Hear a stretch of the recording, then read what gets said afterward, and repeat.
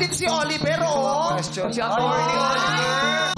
Parang may binibisita siya rito. Oo, si Kim Chiu yata binibisita.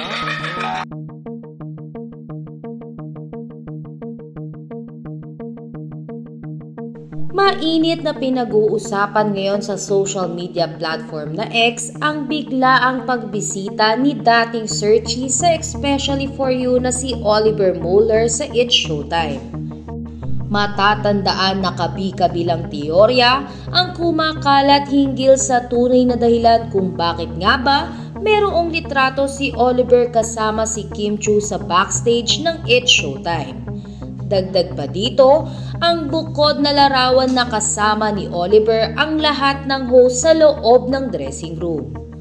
At ngayon nga ay muli na naman nabuhay ang mga teoryang ito. Ayon kasi sa iilan ay matagal nang magkakilala sina Kim Chiu at Oliver dahil parehas nga namang itong mga taga Cebu.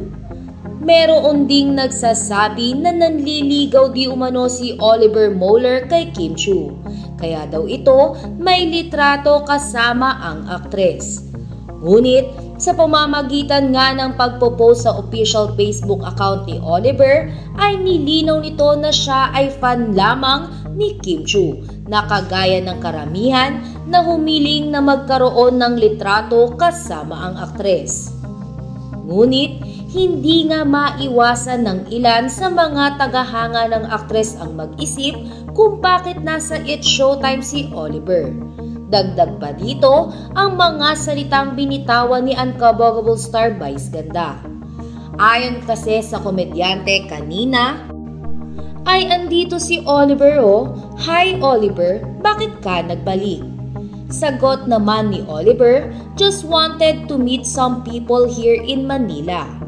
Matapos nga nito ay dito na kinamusta ni Vice Ganda ang naging date ni Atty. Oliver kay Michelle D. How's your date with Michelle? It's so good, very well spent. She's very elegant.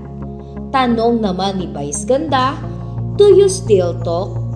Dito nga ay secret na lamang ang naisagot ni Oliver na may kasamang malalaman na mga ngiti. Kung pagbabasehan nga ang mga naging salita ni Vice Ganda kanina na bakit ka nagbalik at ang sagot ni Oliver na secret ay mahahalatang bumisita lang talaga si Oliver sa It's Showtime at wala na umanong iba pang dahilan. Samantala, sa latest post nga ng ABS-CBN sa kanilang social media na X ay ibinahagi nito ang isang larawan kung saan makikita si Oliver kasama ang mga news reporter na sina Jeb Canoy at Denise Dinsay.